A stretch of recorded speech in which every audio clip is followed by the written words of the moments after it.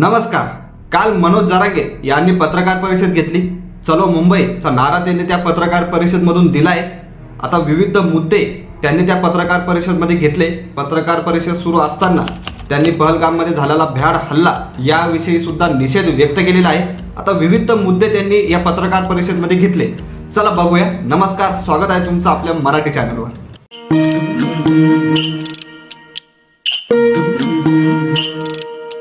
आता या पत्रकार परिषदमध्ये पुढे बोलताना ते म्हणाले की हे जे 30 जानेवारीला मागे झालेलं 30 जानेवारीला उपोषण मागे घेण्यात आलं होतं ते मुख्यमंत्री फडणवीस साहेबांच्या माध्यमातून हे उपोषण सोडण्यात आलं होतं। सगळे प्रतिनिधी बांधव त्याला साक्षीदार आहेत आणि तसेच मराठी समाज सुद्धा या गोष्टीला साक्षीदार आहे।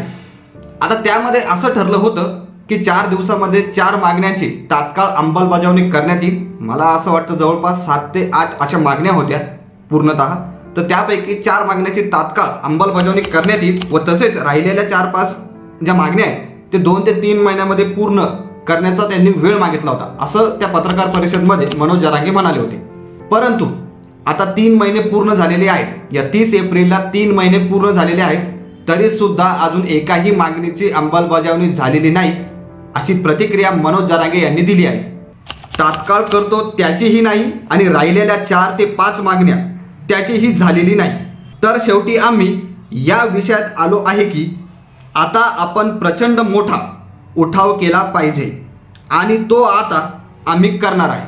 29 ऑगस्ट 2025 ला आम्ही मुंबईला जाणार आहोत। चलो मुंबईचा नारा आजपासून आम्ही सर्व समाजाने दिलेला आहे।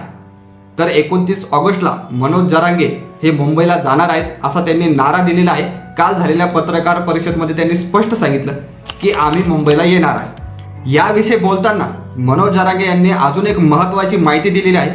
ते म्हणाले की मुंबईमध्ये आमरण उपोषण सुद्धा होणार आहे। 29 ऑगस्ट पासून मुंबईमध्ये आमरण उपोषण होणार आहे अशी माहिती त्यांनी दिलेली आहे। काल झालेल्या संपूर्ण पत्रकार परिषदेमध्ये मनोज जरांगे यांनी सरकारने शब्द न पाळण्याचा आरोप काल लावलेला आहे। संपूर्ण पत्रकार परिषदेमध्ये वेगवेगळ्या मुद्द्यांवर त्यांनी सरकारवर टीका केली आहे। तर 29 ऑगस्टला चलो मुंबईचा नारा मनोज जरांगे यांनी दिला आहे। 29 ऑगस्टला मनोज जरांगे हे मुंबईत जाणार आहे व आमरण उपोषण तिथे करणार आहे। याबाबत पुढे बोलताना ते म्हणाले की आंदोलनाची पुढील टप्प्याची रूपरेषा ही काही दिवसात म्हणजे योग्य वेळी सांगणार आहेत।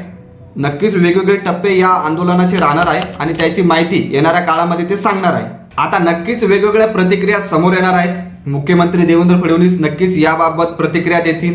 उपमुख्यमंत्री एकनाथ शिंदे व तसेच अजित पवार सुद्धा या आंदोलनाबाबत किंवा मनोज जरांगे यांच्या पत्रकार परिषदेबाबत नक्कीच प्रतिक्रिया देणार आहेत।